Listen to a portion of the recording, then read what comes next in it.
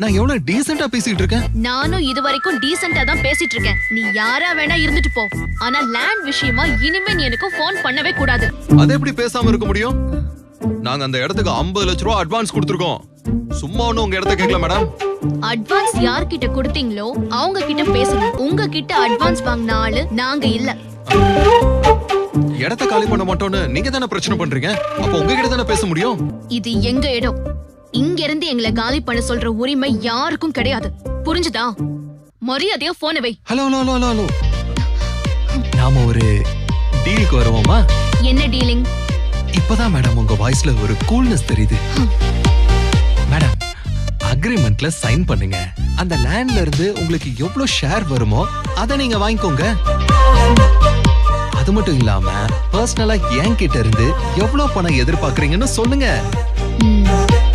அத நமக்குள்ளேயே பேசி டீல முடிச்சுக்குவோம். இது வெளியில யாருக்கும் தெரியாம நான் பாத்துக்கிறேன் மேடம். இதுக்கு மேல ஏதாச்சும் பேசுன காதுல கேட்க முடியாத அளவுக்கு இன்டிசென்ட்டா பேசுவேன். பரவாயில்லையா? Mind your language. ஏய், நீ என்ன பண்ணுவ?